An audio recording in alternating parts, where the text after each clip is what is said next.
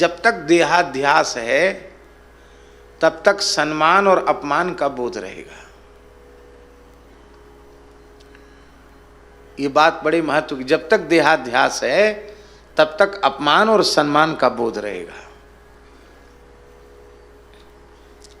या तो विशुद्ध भगवत प्रेम से या विशुद्ध तत्व ज्ञान से इसकी निवृत्ति होगी देहात्म भाव की, तब फिर अपमान और सम्मान से वह ऊपर उठ जाएगा।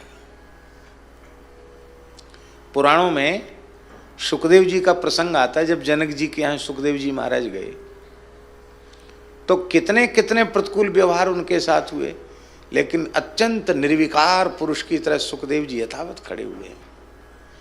न उन्हें सम्मान बोध है और न उन्हें अपमान बोध है, क्योंकि सुखदेव जी की देह भाव में स्थिति ही नहीं है।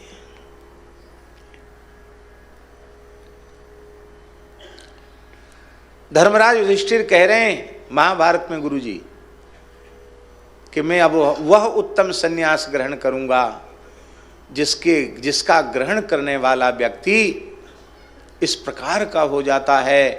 कोई व्यक्ति मेरी भुजा में मलयागिरी चंदन कस्तूरी कुमकुम का लेप करके पूजा करेगा, उस व्यक्ति के प्रति हमारा राग नहीं होगा।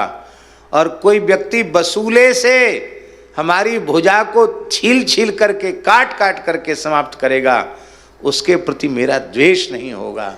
ये बात युधिष्ठिर कह रहे हैं महाभारत में। न सम्मान बोध है न अपमान बोध है। इसको कहते हैं कि हम ईमानदारी से यहां तक चले। आप कहेंगे ऐसा कैसे संभव है? पूज्य गुरुदेव भक्तमाली जी के जीवन की ऐसी अनेकों घटनाएं अत्यंत अत्यंत तिरस्कार होने पर भी वे कभी क्षुब्ध नहीं हुए।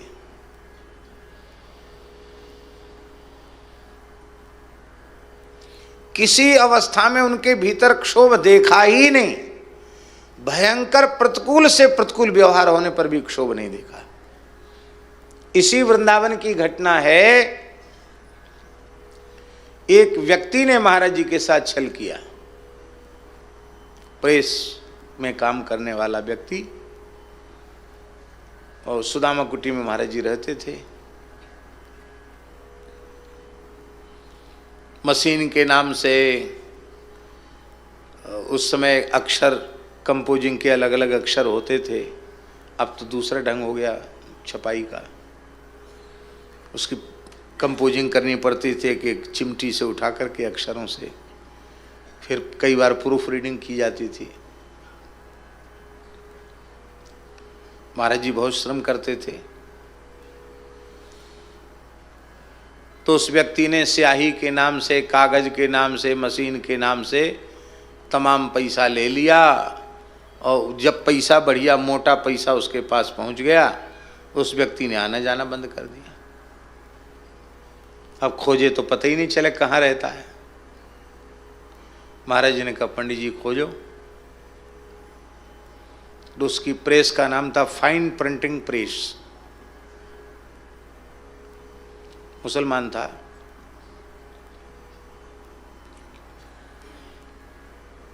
तो खोजे लेकिन हमको भी नहीं मिला। तो इधर जो बस अड्डे के आगे इधर जो है ना मोहल्ला, इसमें एक जगह लिखा था फाइन टेलर्स।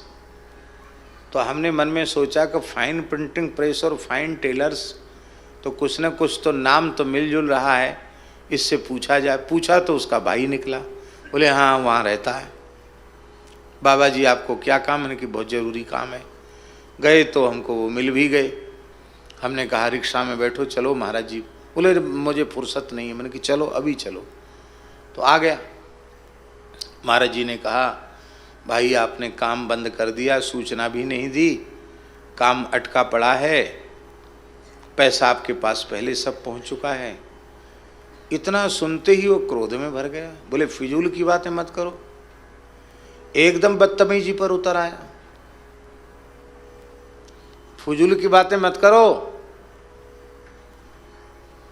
आपने क्या दिया हमको, क्या आपके पास उसका प्रमाण है?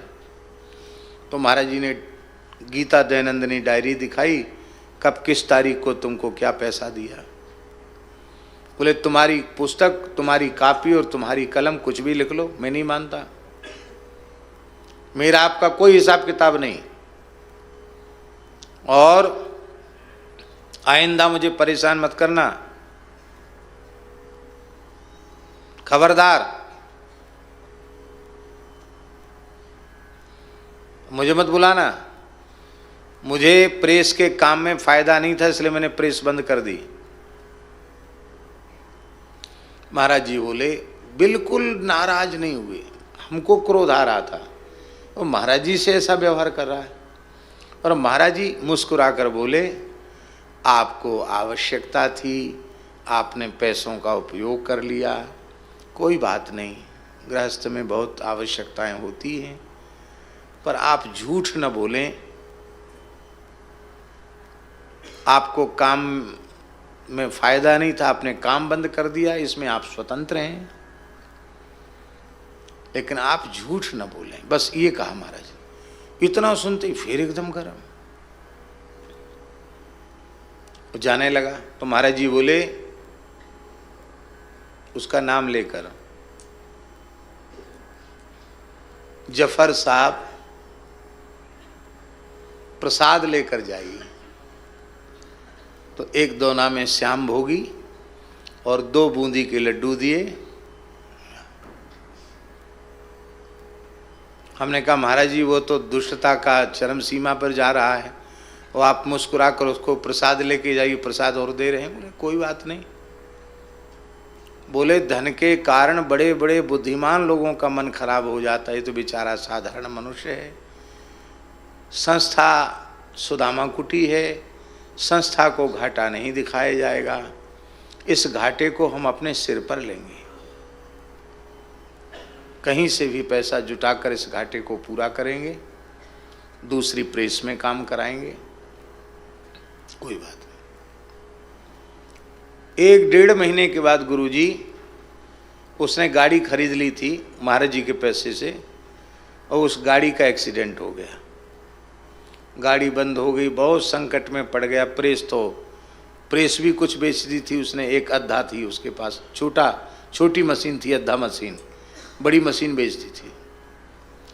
मात्र 1.5-2 महीने के बाद वह व्यक्ति फिर फटी हालत में रोते हुए महाराज जी के पास आया, बोला कि मेरी गलती को क्षमा करें, मैं उस दिन से बहुत ज़्यादा परेशान हूँ, जब से आपके पास से गया हूँ, मेरे ऐसे ऐसे हो गया, और मेरे घर में तो चूल्हा नहीं जल रहा है, घर में खाने को नहीं है, चूल्हा नहीं जल रहा घर में। मेरे सामने की बात है गुरुजी।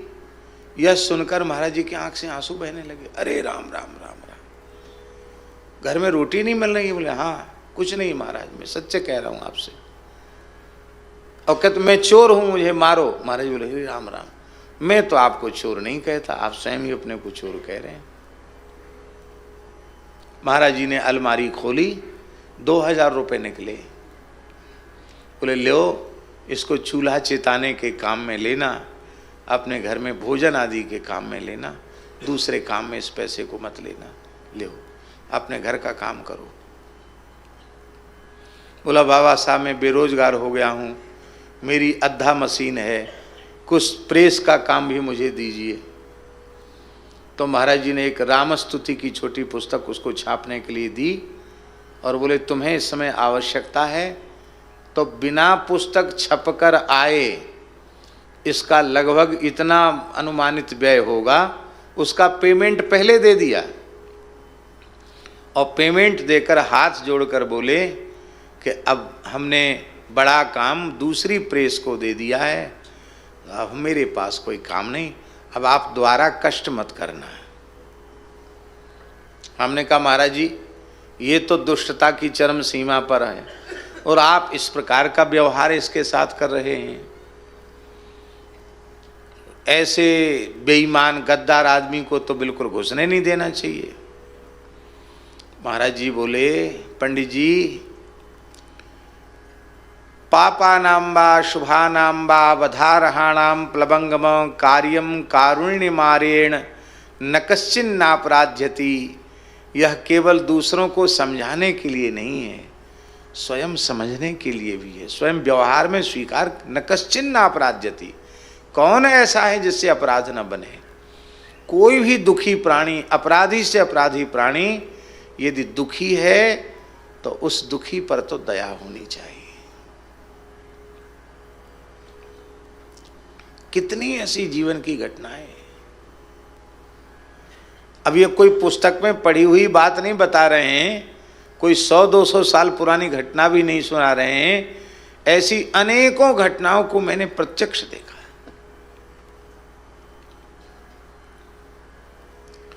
एक गांव में थे, बुंदेलखंड के गांव में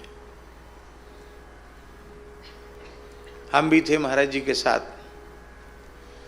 तो एक विद्यालय था, उसमें एक कमरा था, उसमें रात को ठहराया गया। बिजली थी नहीं, मच्छर खूब काट रहे थे, सेवा कर रहे थे। महाराज जी अपनी चौकी पर बैठकर राम राम कर रहे थे। तब तक एक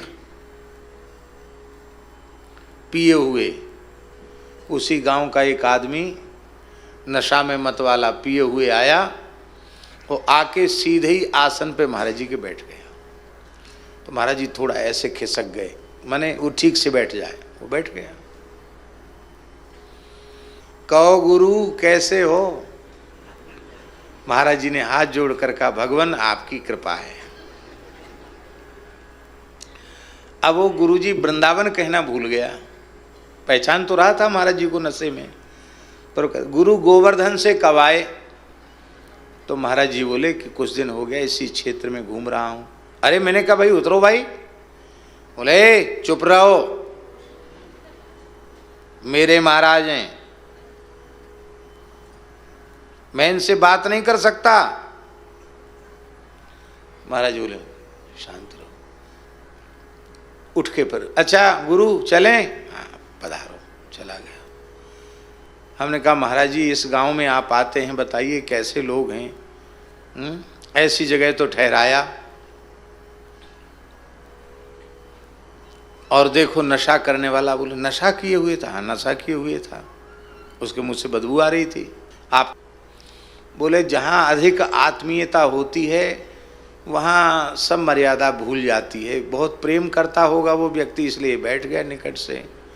कितने स्नेह से पूछ रहा था, कहो गुरु कैसे हो? गाली तो नहीं दिया उसने। और फिर बोले तुम्हें पता नहीं है कितनी बार गोवर्धन गोवर्धन शब्द का उसने उच्चारण किया, वह पवित्र हो गया।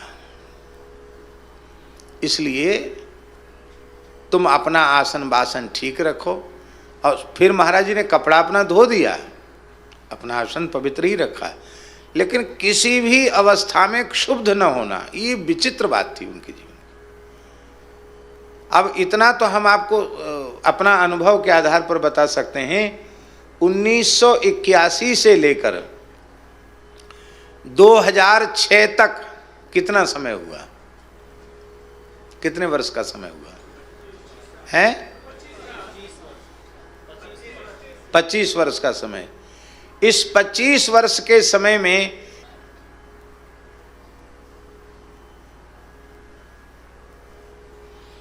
किसी की निंदा उनकी वाणी से नहीं सुनी, किसी वस्तु व्यक्ति पदार्थ के प्रति उनके मन में तनिक भी आकर्षण नहीं देखा। अपने संपूर्ण जीवन में 1 रुपए का संग्रह नहीं किया, 1 इंच भूमि नहीं खरीदी, किसी पद प्रतिष्ठा को स्वीकार नहीं किया।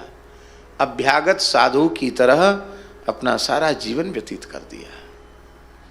दास कबीर जतन ते ओड़ी, ज्यों की त्यों धर दीनी चदरिया।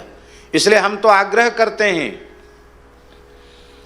कि वर्तमान में नए साधकों को साधुता का स्वरूप क्या है, इसको समझने के लिए पूज्य सद्गुरुदेव भक्तमाली जी के सद्गुरु चरितामृतम ग्रंथ को पढ़ना चाहिए। गद्य में संतों ने कृपा करके हमसे लिखवा लिया और उसका संस्कृत अनुवाद पूज्य पंडित बटोही झा जी ने किया है। सदगुरु चरितामृतम सानुवादम, झा जी बैठे हैं सामने, झा जी ने किया है, अद्भुत किया है, अविकल अनुवाद किया है।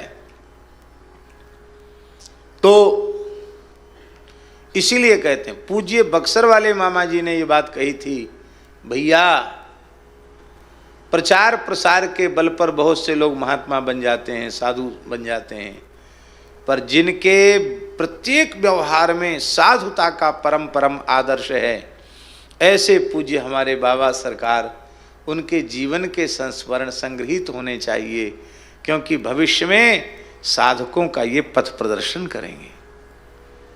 और उन्होंने प्रेरित करके लिखवाया। पूज्य बाबा नवेली शरण जी ने बहुत सहयोग दिया।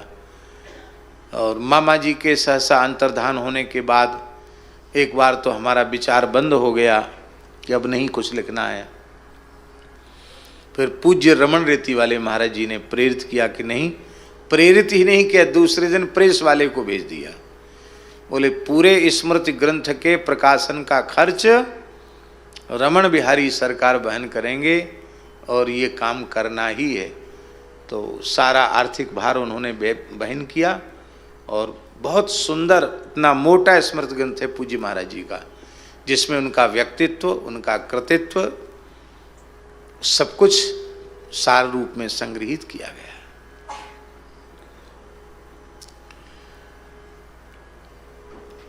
एक गांव से गुरुजी, विचित्र विचित्र घटना है, हनुमान धारा एक जगह है, वहां से महाराज जी दर्शन करके आ रहे थे।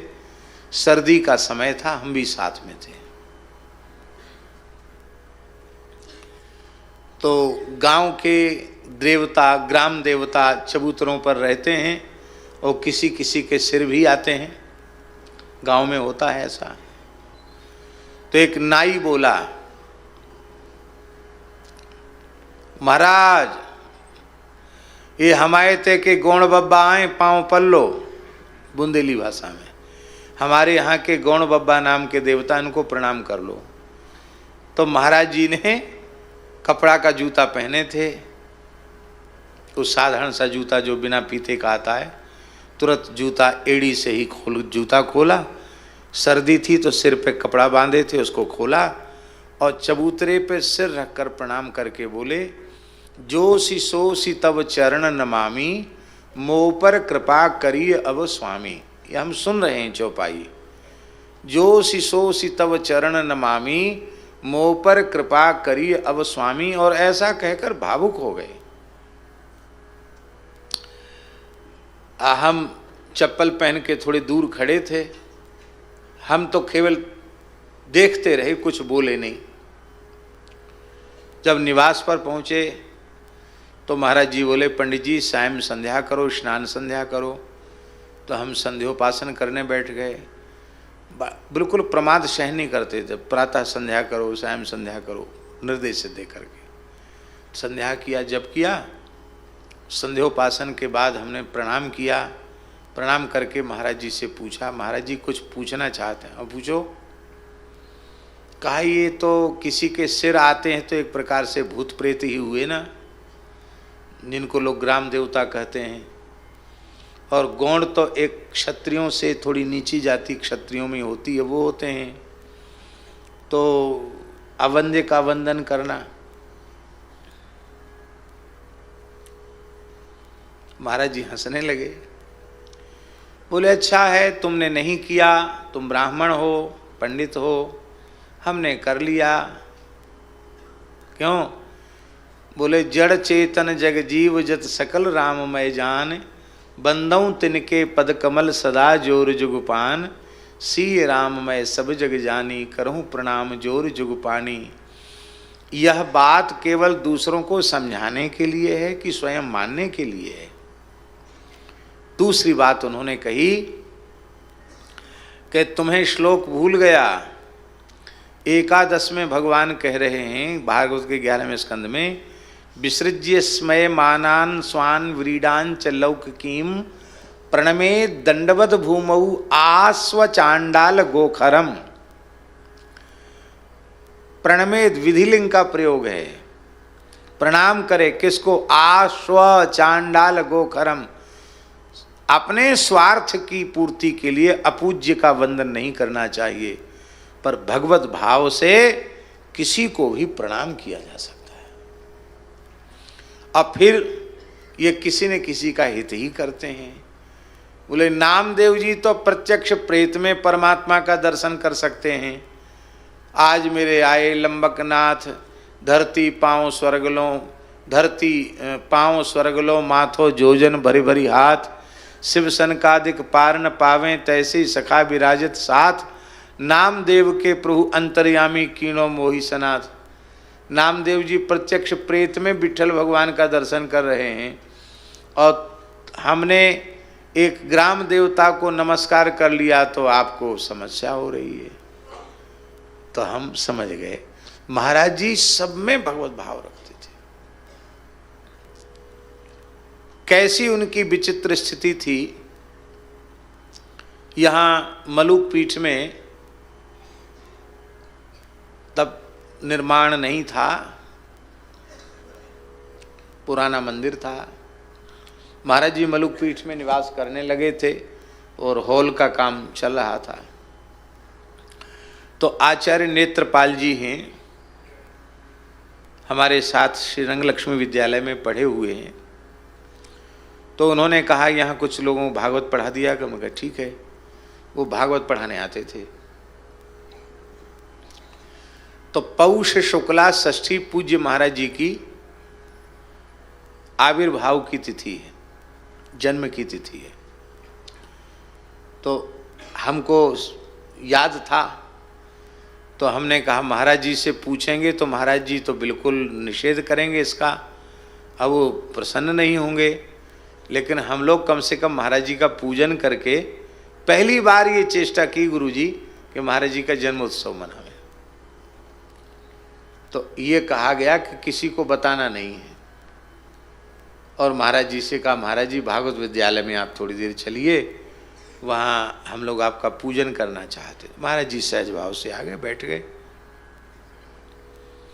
फिर बोले आज कोई विशेष पर्व है जो आप लोग माला पहना रहे हो, चंदन लगा रहे हो, पूजा कर रहे हो, आज कोई विशेष उत्सव पर्व है क्या? पता नहीं कैसे एक विद्यार्थी ने कह दिया गुरुजी आपका जन्म दिवस है। और इतना सुनते ही महाराज जी को भी स्मरण में नहीं था कि जन्म दिवस है। इतना सुनते ही थोड़े से उदास से हो गए। हमने कहा महाराज जी कुछ थोड़ा आशीर्वाद दे दीजिए। तो महाराज जी बोले अपूज्या यत्र पूज्यन्ते पूज्य पूजा व्यतिक्रमः त्रीणि तत्र भवन्ते व दुर्भिक्षम मरणम भयम। कहते मेरे जैसे अपूज्य की पूजा हो रही है, इसलिए सारे संसार में दुर्भिक्ष मरण और भय फैल रहा है। भैया पूजा तो भगवान की होनी चाहिए, भक्तों की होनी चाहिए, हमारे जैसे साधारण मनुष्यों की नहीं। यह उनका भाव था। गुजरात के एक गांव में एक प्रेमी के यहाँ गए तो उसने पूजन की थाली में क्या किया, ब्रह्मचारी जी, वो माताजी नहा धो के आई थी, उसने पहले रोली अपने लगा ली, थोड़ा अक्षत भी लगा लिया, फिर महाराज को लगाने लगी। अरे मैंने कहा क्या कर रही हो, पहले अपने लगा लिया फिर महाराज को लगा रही हो। महाराज जी बोले टोको मत। हम चुप हो गए। वहाँ पूजा हो गई, दूसरे यहाँ पधरावनी थी वहाँ गए। उन्होंने एक और नया नाटक किया। पहले पैर पर चंदन लगा दिए, चरण धोया, फिर वही चंदन सिर पे लगाया और महाराज जी प्रस्तर प्रतिमा की तरह शांत निर्विकार भाव से बैठे रहे। मैंने फिर टोका, अरे भाई पैर में लगा हुआ मस्तक पर नहीं लगाना चाहिए। तो महाराज जी बोले पंडित जी आपका टोकने का बहुत खराब अभ्यास है, आप शांत रहिए। तुम शांत हो। अब पहुंचे गुरुजी निवास पर। तो निवास पर पहुंच करके हमने पूछा कि महाराज जी क्या टोकना अनुचित था? बोले तुम्हें पता नहीं है, देवो भूत्वा देवम यजेत, बिना तिलक के आई थी, चंदन अक्षत लगा के खुद देवी बन गई, तब उसने पूजा किया। इसका तो हंसकर ये समाधान किया। दूसरा समाधान ये किया, तुम्हें यह पता नहीं है कि वस्तुतः यह शरीर नाशवान मलमूत्र का भांड है, इसमें पूजा के योग्य, आदर के योग्य कुछ भी नहीं है। ब्राह्मण मानकर पूजा हो रही है, संत मानकर पूजा हो रही है, तो यह पूजा व्यक्ति की न होकर भगवान की पूजा हो रही है। तो भगवान की पूजा का संबंध आपने व्यक्ति से जोड़ दिया। और एक ऐसी विचित्र बात कही गुरुजी, जो कहीं सुनने के लिए नहीं मिलती। महाराज जी ने कहा कि मैं तो उस समय दर्शन कर रहा था कि देवराज इंद्र ने भगवान नारायण की पूजा की और उनका निर्माल्य प्रसाद परम भागवत शिव जी को अर्पित किया। समझ में आई बात? हाथ के अधिष्ठात्र देवता इंद्र हैं, तो हाथ से पैर की पूजा की गई, पैर के अधिष्ठात्र देवता विष्णु हैं, तो इंद्र ने विष्णु पूजन किया और वह जो प्रसाद चंदन था वो मस्तक के अधिष्ठात्र देवता रुद्र हैं, रुद्र को अर्पित किया, वो परम भागवत हैं। तो कहते हम तो उस समय सोच रहे थे कि इंद्र भगवान का पूजन कर रहे हैं और भगवत निर्माल्य परम वैष्णव शिव जी को दे रहे हैं, और तुम पता नहीं क्या क्या देख रहे थे।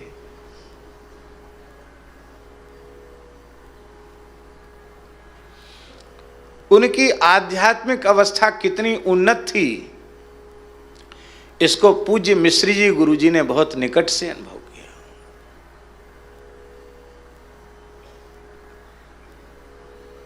हम लोग सौभाग्यशाली हैं, ऐसे दिव्य महापुरुष का हम लोगों ने प्रत्यक्ष दर्शन किया। जिन्होंने दर्शन नहीं किया, केवल सुन रहे हैं, वे भी भाग्यशाली हैं।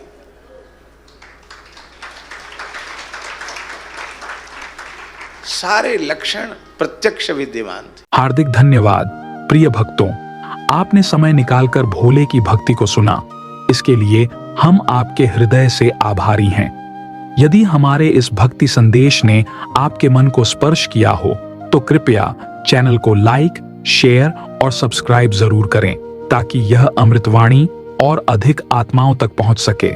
जय श्री राधे।